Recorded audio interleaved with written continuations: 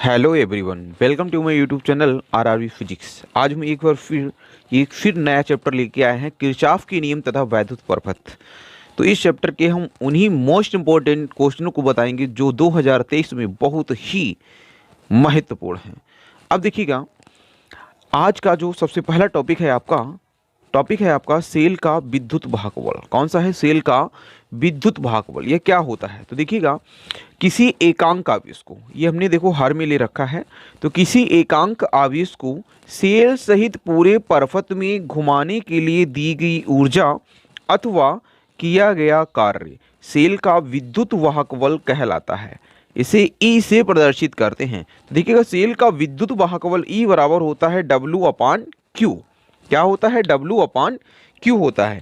आगे अगर हम इसका मात्रक ज्ञात करना चाहें तो देखिएगा, W का मात्रक क्या होता है? जो W है ना, तो W को ई बराबर देखिएगा, तो यहाँ पे क्या है आपका W/Q। तो W का मात्रक क्या होता है? जूल होता है। आवेश का मात्रक क्या होता है? कूलाम। तो इसका मात्रक जूल प्रति कूलाम। अगर हम इसका मात्रक हमने ज्ञात किया, अगर हम इसकी बीमा की बात करें तो देखिएगा, बीमा क्या हो जाएगी? तो बीमा आपका कार्य का बीमा जो होता है वो होता है ml2 और T⁻² होता है। अब देखिएगा, हम लोग आवेश की बात करें तो इसकी बीमा होती है भैया 80 होती है। कितनी होती है बच्चों? ए भी 80 होती है। अब हम बात करते हैं, इसको हल कर लो तो देखिएगा ml2, अब T एक और ऊपर चला जाएगा तो T⁻³ और A⁻1, T⁻³ और A⁻1 होती है। अब देखिएगा, आगे हम लोग बात करते हैं टर्मिनल विभवांतर की। टर्मिनल विभवांतर दोस्तों क्या होता है? तो देखिएगा, टर्मिनल विभवांतर आप लोग देख रहे होंगे, टर्मिनल विभवांतर। तो ये जो होता है टर्मिनल विभवांतर, देखिएगा अगली हेडिंग आपकी है टर्मिनल विभवांतर। तो देखिएगा, इसको हम लोग समझते हैं कि टर्मिनल विभवांतर होता क्या है। अब हम टर्मिनल विभवांतर की बात करें तो देखिएगा कि वैद्युत परपथ में किन्हीं दो बिंदुओं के बीच एकांक आवेश को प्रवाहित करने में किया गया क्या कार्य क्या कहलाता है? टर्मिनल विभवांतर कहलाता है। किया गया कार्य जो होता है वो क्या कहलाता है?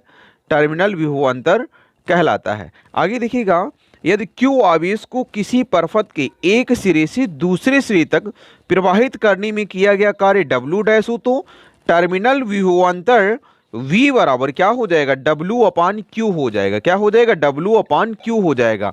आगे अगर हम दोस्तों बात करें कि इसका भी मात्रक क्या होता है, इसका भी मात्रक जूल प्रति कूलाम अथवा क्या होता है? वोल्ट होता है। तो सेल का विद्युत वाहक बल जो होता है उसका भी मात्रक वोल्ट होता है। अब टर्मिनल विभवांतर मापा किससे जाता है? तो टर्मिनल विभवांतर दोस्तों वोल्टमीटर से मापा जाता है। अगर हम बात करते हैं इसका विमीय सूत्र, जो सेल का विद्युत वाहक बल का होता है वही इसका होता है। तो ml2 T⁻³ और A⁻1 होता है। अब हम बात करते हैं सेल का आंतरिक प्रतिरोध। तो देखिएगा, जो सेल का आंतरिक प्रतिरोध आपका होता है तो इसकी डेफिनेशन होती है वैद्युत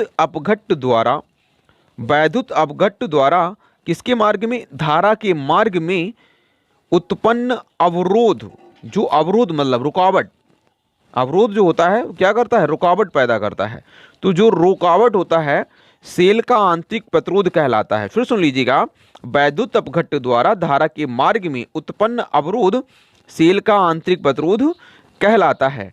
अब देखिएगा, इसे किससे प्रदर्शित करते हैं? स्मॉल r से प्रदर्शित करते हैं।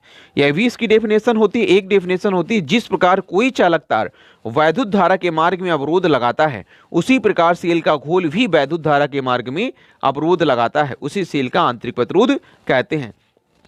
अब आगे हेडिंग आपकी है आंतरिक प्रतिरोध की निर्भरता।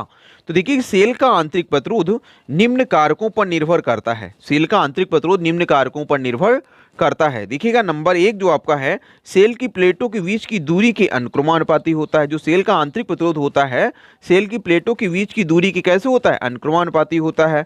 दूसरा पॉइंट देखिएगा, सेल की प्लेटों के क्षेत्रफल A के कैसे होता है? व्युत्क्रमानुपाती होता है। आगे हम दोस्तों बात करें तो जो तीसरा पॉइंट होता है, सेल का आंतरिक प्रतिरोध घोल की सांद्रता पर निर्भर करता है। सेल की घोल की सांद्रता पर निर्भर करता है। अब देखिएगा क्या होता है, अर्थात इसका मतलब होता क्या है? अर्थात आंतरिक प्रतिरोध सेल के घोल की सांद्रता बढ़ाने पर बढ़ता है। अगर हम छोटा सेल लेंगे वो कम चलेगा, बड़ा सेल लेंगे वो ज़्यादा चलेगा। तो मतलब जैसी उसकी सांद्रता होगी वो वैसा कार्य करेगा। आगे हम लोग दोस्तों बात करते हैं सेल का उपयोग करते समय। देख रहे होंगे आप लोग, सेल का उपयोग करते समय आंतरिक प्रतिरोध जो होता है समान नहीं रहता है, बल्कि समय के साथ बदलता रहता है, बल्कि समय के साथ बदलता रहता है। तो देखिएगा, हम आपको बताएं, जैसे हम मान लें कि हमने एक फ़ोन जो था, एक फ़ोन को हमने 100% चार्ज किया। कितना चार्ज किया? 100% चार्ज किया। अब इस फ़ोन को हमने सुबह इसी चलाना प्रारंभ किया, तो क्या ये 100% ही बना रहेगा? नहीं बना रहेगा ना। तो कंटिन्यू क्या होगा?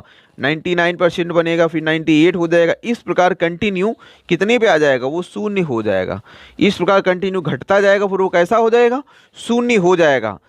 अगर हमारी वीडियो आप लोगों को पसंद आई हो तो चैनल को सब्सक्राइब करें और वीडियो को ज़्यादा से ज़्यादा शेयर करें। Thank you.